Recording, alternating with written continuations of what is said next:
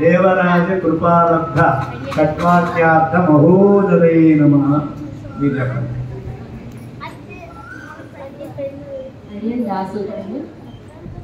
ఓం శ్రీ దేవరాజ కృపాలబ్ధ షడ్వ్యాఖ్యాత మహోదయే నమః అంటే ఇది 31వ నామము. అందులోని కంచి వరదరాజ స్వామి వారి దగ్గర 6 వాక్యములు సముద్రం వంటి అర్థాలను తెలుసుకున్న స్వామికి నమస్కారం. కాంచీపూర్లనే పరం భాగవతోత్తములు కంచిలో నివసిస్తూ ఉండేవారు. వారు వైశ్య కులోద్భవులు. వారు నిత్యము శ్రీ పెరుందేవి తాయారు సమేత శ్రీ కంచి వరదరాజ స్వామికి వింజావర కైంకర్యం చేసేవారు. వారు కంచి వరదరాజ స్వామితో ప్రత్యక్షంగా మాట్లాడేవారు. వారిని రామానుజులు వారి ఆచార్యులుగా స్వీకరించాలని వారిని ప్రార్థిస్తారు. కానీ నేను యోగ్యులు కానని అతను అంగీకరించరనమాట. అప్పుడు రామానుజులు వారు ఎప్పటి నుంచో 6 వాక్యాల యొక్క సందేహాలు ఉన్నాయని అడుగుతారనమాట. అవి కంచి వరదరాజస్వామి గారికి మీ ద్వారా తెలియజేసి వాటి సమాధానాలు తెలియజేయండి అని చెప్తారు. అప్పుడు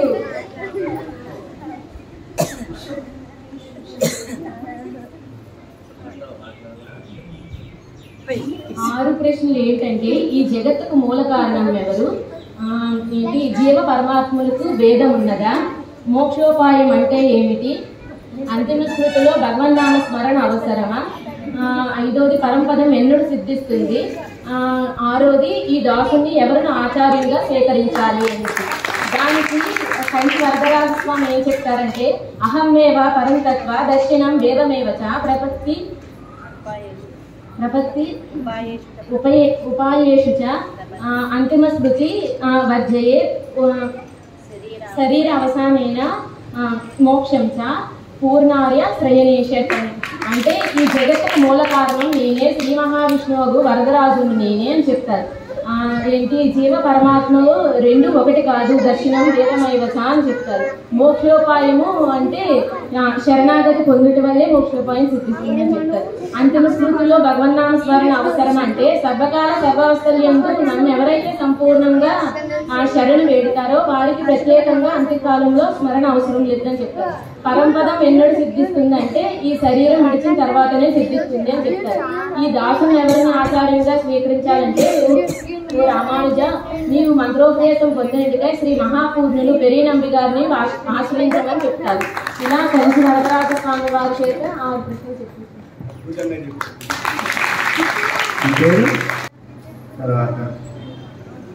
ఓం బ్రహ్మరాక్షస మోచకాయ నమః. చెప్పండి.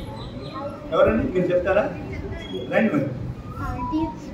చెప్పని వాళ్ళకి అవకాశం ఇద్దాం. ఎవరు చెప్పలేకపోతే అప్పుడు మన చెప్పిన వాళ్ళే చెప్తాం. శ్రీమతి రామ.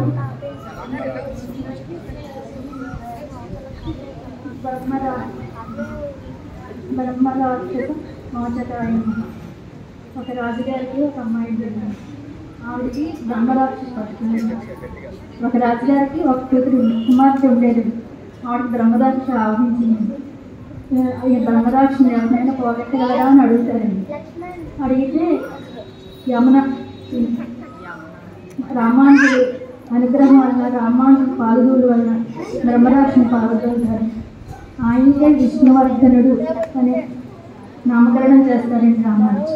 తర్వాత కాలంలో ఆయన వైష్ణవ దీక్ష స్వీకరించి వైష్ణవ సిద్ధాంతాన్ని ప్రచారం చేస్తారు.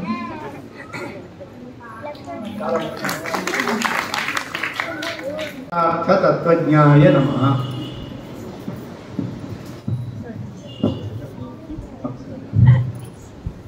ఇది ఎన్నో నామం? ఇది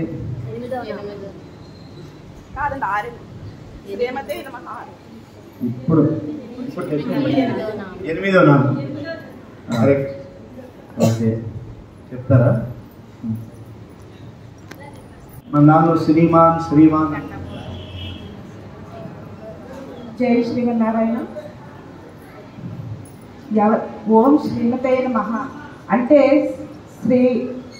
ఎవరైతే రామానుజులను నమ్ముతారో, ఎవరైతే ముందు రామానుజుల వారి యొక్క వైష్ణవ మతంలో ఉన్న వారందరికీ కూడా శ్రీమాన్ అని ముందు వారికి వచ్చే పేరు ముందు శ్రీమాన్ అని నామం వస్తుందన్నమాట. అందుకు వారికి శ్రీమాన్ రామానుజుల వారు అని కీర్తించబడినారు. లక్ష్మీనారాయణ కటాక్షం ఎవరైతే పొందుతారో వారు శ్రీమంతులు, వారిని శ్రీమాన్ అన్నారు. లక్ష్మీదేవి నారాయణ కనుక అర్థం చేసుకోవాలి. వీడు లక్ష్మీనారాయణని ఆశ్రయిస్తున్నారు అని శ్రీమాన్ ఫలానా వారు, శ్రీమాన్ బద్రీనారాయణ గారు అంటే అర్థమైంది. బాగా చెప్పారు. తర్వాత కర్ర ఉంటుంది. కర్రలో 3 మళ్ళీ వేరే వేరేగా ఉంటుంది. ఏమిటి ఆ రహస్యం? ఎందుకు ఆ కర్ర? విదండాలు చెప్పండి.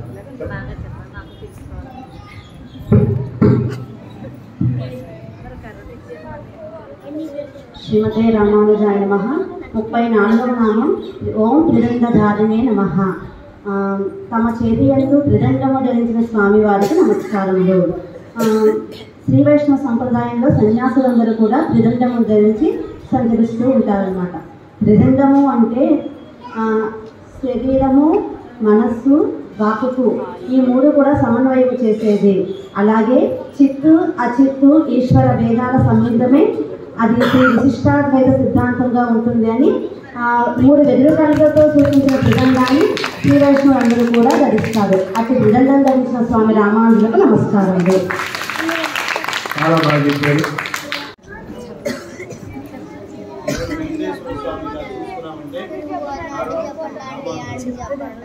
శ్రీమతే రామానుజాయ నమః. మన సృష్టికి కారణం శ్రీమన్నారాయణుడే. అటువంటి స్వామి మన తిరుపతిలో వెలసారు. అయితే కొంతమంది ఆయన్ని ఒక శక్తి అని, అంటే రామానుజుల వారు రాగములకు, కొంతమంది ఆయన్ని కాలభైరవుడని, కొంతమంది సుబ్రహ్మణ్య స్వామి అని రకరకాలుగా ఊహించుకునేవారు అనమాట. అయితే మన రామానుజుల వారు వచ్చిన తర్వాత ఆయన మొత్తం అంతటికీ కారణం శ్రీమన్నారాయణుడే అని ఆయనకి శంకు చక్రాన్ని సమర్పించుకున్నారు. అంతేకాకుండా వ్యూహలక్ష్మికి ఆభరణాలను కూడా అందజేశారు. అందుకే ఆ వ్యూహలక్ష్మి కూడా ఈయన అన్నగారు అయ్యారనమాట. తండ్రి వంటి వారు అయ్యారు. ఆ వెంకటేశ్వరికి మామగారు అయ్యారనమాట మన రామానుజుల వారు. అందుకే ఇప్పటికీ కూడా తిరుపతిలో రామానుజుల వారి కోసం ప్రత్యేకమైన ఆలయం వెంకటేశ్వర స్వామి సన్నిధిలో ఉంటుందన్నమాట. శ్రీధర రామానుజులు అని చెప్పారు అన్నమాచార్య వారు. ఆ విధంగా ఆయన అప్పుడు అది బొద్దింక అని చూడలేదు. అది కూడా నా ప్రాణి, నా మీద ఎక్కి పాకుతుంటే ఆయన కోపం ఎందుకు, దానికి శాపం ఎందుకు పెడతాడు, దాన్ని ఎందుకు చంపుతాడు? అది నీ పిల్లవాడు నీ మీద మూత్రం చేస్తే నీకేమైనా కోపం వచ్చిందా? కొట్టావా, తిట్టావా? అబ్బా ఎంత బాగున్నాడని నువ్వు అనుకున్నావా లేదా? పరమాత్మ పువ్వులు పెట్టినా అంటే పువ్వుల లోపల చీమలు ఉంటాయి. మనం పువ్వులు దేవుడికి ఇస్తున్నాం అనుకుంటాం, దాని లోపల క్రిములు ఉంటాయి, కీటకాలు. అయినా ఆయన ఎందుకంటే వాటిలో కూడా తానే ఉన్నాడు కాబట్టి తనకంటే భిన్నం ఆ బొద్దింక కాదు. కాబట్టి ఆయన ఏమీ చేయలేదు. దీన్ని తెలుసుకోకుండా రామాయణం పుస్తకం తగలబెట్టించావు నువ్వు. ఇప్పటికైనా నీలో తెలుస్తోన్నా? లేచి తలకాయ ఇట్లా ఉంటున్నాడు. కరెక్టే కదా? నీ పిల్లలు నీ మీద మూత్రం పోస్తే మాత్రం ఆహా అంటావా? స్వామి శ్రీమన్నారాయణ ఆయన అన్నిటిలో ఉన్నాడని వేదం చెప్తోంది. బొద్దింకి ఎక్కినంత మాత్రం ఆయన చేత కానివాడు, ఎలకని తోలుకోలేనివాడు అని హిందూ దేవతల్ని అవమానిస్తున్నారు. మీ అంత బుద్ధిహీనులు ఇంకొకరు ఉండరు. నువ్వు ఇంకొకసారి రామాయణం చదువు. జయ బోలో శ్రీరామచంద్ర భగవానికి. భగవంతుడు కరుణామయుడు. మూగ జీవులను అలా మెల్లగా హింసించడు ఆయన. అది ఎక్కితే ఆయన సంతోషమే, ఎక్కకపోయినా పర్వాలేదు. నువ్వు నీ బుద్ధి మార్చుకుంటే రాముడు అంటే ఏమిటో తెలుస్తుంది. అయినా కూడా అని చెప్తే వాళ్ళు ఏమి మాట్లాడారు. అదే మద్రాసులో మెరీనా బీచ్ దగ్గర బ్రహ్మాండమైనటువంటి రామయాగం మళ్ళీ చేశారు స్వామివారు. లక్షలాది మంది ఆ రోజు పాల్గొన్నారట. జై బోలో శ్రీరామచంద్ర భగవానికి. 500 సంవత్సరాలుగా అయోధ్య మూతబడిపోయింది. మనం పెద్దలు ఎవరు చూడలేదు అయోధ్యని. మొన్న తెరిచారు. ఆనందంగా అందరం జై కొట్టి వెళ్ళామా లేదా? సంతోషం. ఈ తరంలో మనకి లభించిందండి అయోధ్య చూసే భాగ్యం. బలరాముణ్ణి ప్రతిష్ఠ చేశారు. మందిరంతా తెలుసుకుంది. సుప్రీంకోర్టులో న్యాయం గెలిచింది. రాముడు పుట్టి ఎన్నేళ్ళయింది అంటే త్రేతాయుగం. త్రేతాయుగం ఇప్పటికీ కొన్ని కోట్ల సంవత్సరాలు అయిపోయింది. తిరుగుతూ ఉంటాయి అన్నమాట. ఆదివారం పోతే మళ్ళీ ఆదివారం, జనవరి వెళ్తే జనవరి. అలానే కృతయుగం, త్రేతాయుగం, ద్వాపరయుగం, కలియుగం, మళ్ళీ అలా తిరిగి 28 సార్లు తిరిగింది. అప్పటి నుంచి ఒకే హీరో భారతదేశానికి, ఎవరైనా Rama. Rama is good boy అన్నాడు ఇంగ్లీష్ వాడు కూడా. వాళ్ళ కోర్టులో కూడా రామాయణాన్ని పెట్టారు. రామాయణం నెత్తిన పెట్టుకుని మేము నిజమే చెప్తాము అని. ఇన్ని కోట్ల సంవత్సరాలుగా ఒక రాముణ్ణి ఆరాధించే దేశం ప్రపంచంలో ఎక్కడా లేదు, మన భారతదేశం తప్ప. ఈ రోజుకి మొన్న శ్రీరాముడికి మీరు కళ్యాణం చేశారా లేదా? చేశారు. ఏ ఒక్క సంవత్సరాన మానేశారా ఈ దేశంలో రామనవమి చేయకుండా? అలా యుగ యుగాల బట్టి చేస్తున్న దేవుడు ఎవరంటే శ్రీరాముడు. ఎందుకని? రాముడే ధర్మం, ధర్మమే రాముడు. కాబట్టి రామాయణంలో ఏం చెప్పబడింది అంటే ధర్మం. ఏమి ధర్మం? సనాతన ధర్మం. ఎటువంటిది? అన్న తమ్ములు ఎలా ఉండాలో ఆ ఒక్క సబ్జెక్ట్ కనుక మాట్లాడితే కొన్ని నెలలు మాట్లాడచ్చు. రాముడు అంటే ఎట్లా ఉన్నాడు, లక్ష్మణుడు అంటే ఎట్లా ఉన్నాడు, భరతుడు అంటే ఎట్లా ఉన్నాడు, శత్రుఘ్నుడు అంటే ఎట్లా ఉన్నాడు. ఒక మనకి ఇచ్చిన సమయంలో త్వరగా ముగిస్తా, 12కు పూర్తి చేయాలి. దానిలో రాముడు లక్ష్మణుడు క్యారెక్టర్ గురించి చెప్తాను. ఎందుకు ఇన్నాళ్ళు వాళ్ళని అందరం మెచ్చుకుంటున్నామని. రామాయణంలోనే విరుద్ధమైన పాత్రలు కొన్ని ఉన్నాయి. అన్నదమ్ములంటే ఎలా ఉండాలి? అన్నదమ్ములు రామాయణముగా వచ్చేసి రామాయణంలో 7 కాండాలు ఉంటాయి. అక్కడ స్తంభం వేశారు మనకి పెద్దజీయర్ స్వామి వారు. ఈ సంవత్సరం అది 60వ సంవత్సరం. ఇది 60 సంవత్సరాల క్రితం ఏం జరిగింది? ఒక దుర్మార్గులు మద్రాస్ నగరంలో రామాయణం పుస్తకం తగలబెట్టారు. వాళ్ళను నాస్తికులు అంటారు. ఏమంటారు? ఆయన పెద్ద లీడర్ మన దేశానికి అప్పట్లో. అక్కడ తెలివి ఎక్కువైపోయి ఏది చదివితే మనిషి మానవుడు దేవుడు అవుతాడో అది తప్పుదోగా అర్థం చేసుకుని రామాయణం రంకు, భారతం గోంకు అని చెప్పి మూర్ఖులుగా వాదించి నడి రోడ్లో రామాయణాన్ని తగలబెట్టారు. రాముల వారు ఊరేగుతూ ఉంటే రాముల వారి మెడలో చెప్పుల దండ వేశాడు వాడు. తెలుసునా ఈ సంగతి మీకు? రాముల వారు పూజారి గారు అంటే ఆయన జుట్టు కట్ చేశాడు రోడ్డు మీద, మన దేశంలో ఒక 60 ఏళ్ల క్రితం. అప్పుడు వీరు ఉత్తములు కాబట్టి వీరి మనస్సు చాలా బాధపడింది. చీ చీ చీ చీ, ఇలాంటి దుర్మార్గులు ఈ దేశంలో పుట్టారా? దీనికి పాప పరిహారం, ఇలాంటివి జరగకూడదు. కాబట్టి నేను నా జీవితం లోపల రామాయణం అంటే ఏమిటో మళ్ళీ ఒక్కసారి లోకంలో తెలియజేస్తా. కేవలం తమిళ వాళ్ళకే కాదు, యావత్ భారతదేశం తిరుగుతాను. ఎవరి ద్రవ్యం నాకు అవసరం లేదు. రామకథే అక్కడ నేను ప్రచారం చేస్తానని 60 ఏళ్ల క్రితం ఇక్కడికి వచ్చారు స్వామి. ఈ ఉపమాకు తెలుసున? వారి పేరు పెద్దజీయర్ వారు. ఇక్కడ ఉన్న పెద్దలందరికీ తెలుసు. వారు సంకల్పం చేశారు 108 క్రతువులు, రామ విజయ క్రతువులను చేశారు ఆయన. మొట్టమొదటి స్తంభం గుంటూరు జిల్లాలో నడిగడ్డపాలెంలో వేశారు. ప్రతి చోట 27 రోజులు రామాయణం చదువుతారు. ప్రతి ఇటుక మీద శ్రీరామ శ్రీరామ అని రాస్తారు. వాటితో కట్టారు ఆ స్తంభం. ఆ స్తంభం లోపల ఏమున్నాయో తెలుసునా మీకు? శ్రీరామ కోటి. మీలాంటి భక్తులంతా శ్రీరామ శ్రీరామ రాసిన పుస్తకాలు అప్పుడు పెద్దవాళ్ళంతా రాసేవాళ్ళు. అవన్నీ దాని నిండా ఉన్నాయి. మట్టి కాదు ఉన్నది దాని లోపల. ఏమున్నాయి దాని లోపల? రామకోటి పుస్తకాలు ఉన్నాయి. దాని చుట్టూరా 4 పలకలు ఉన్నాయి. చూసారా ఎప్పుడన్నవి? ఆ 4 పలకల మీద అక్షరాలు రాస్తున్నాయి. ఏమిటది? రామాయణం. ఒక్కొక్క పలక మీద 25 శ్లోకాలు చొప్పున రాస్తున్నాయి. 4 వైపులా కలిపితే 100. ఆ 100 నారదుడు చెప్పినటువంటి మొట్టమొదటి శ్లోకాలు. తపస్వాధ్యాయ నిరతం తపస్వీవ విదాంబరం నారదం పలి. చూడండి వాళ్ళకి కావాలంటే స్వామివారు ప్రతిమ ఉంది కదా, పట్టాభిషేకం ఆ స్తంభం కింద, అక్కడ 25 శ్లోకాలు. అటు పక్కకి వెళ్తే ఇంకొక 25, ఇటు వీపు వైపు వెళ్తే ఒక 20, ఇటు వస్తే 20, మొత్తం 100 పూర్తి చేశారు. ఎప్పుడు కట్టారు ఇది అవన్నీ రాసి ఉంది. 48వ శ్రీరామ మహాక్రతు ఉపమాకలో ఆ రోజు ఉన్న వాళ్ళకంటే 60 ఏళ్ల క్రితం ఉన్నవాళ్ళు చూశారు. పిల్లలు అయిపోయి అప్పుడు చిన్న చిన్న పిల్లలు అయి ఉంటారు, ఇప్పుడు పెద్దవాళ్ళు అయి ఉంటారు. వాళ్ళ కళతో వాళ్ళు చూశారు. 27 రోజులు రామాయణం చదివారు. పుష్యమి నక్షత్రం నాడు పట్టాభిషేకం చేసి ప్రతిష్ఠ చేశారు. ఎంత శక్తివంతం అది, అర్థమైందా? ఇలా ఎన్ని ఉన్నాయి దేశంలో? 108 ఉన్నాయి. అవి వేసి ఇప్పటికి ఎన్ని సంవత్సరాలు అయింది? 60 సంవత్సరాలు. 60 సంవత్సరాల క్రితం ఇక్కడ ఎలా ఉంటుందో మీరు ఆలోచించండి. అప్పుడు మైకులు ఉన్నాయా? కరెంటు ఉందా? ఏమండి అప్పుడు సెల్ ఫోన్లు ఉన్నాయా? ఏం సౌకర్యాలు ఉన్నాయి?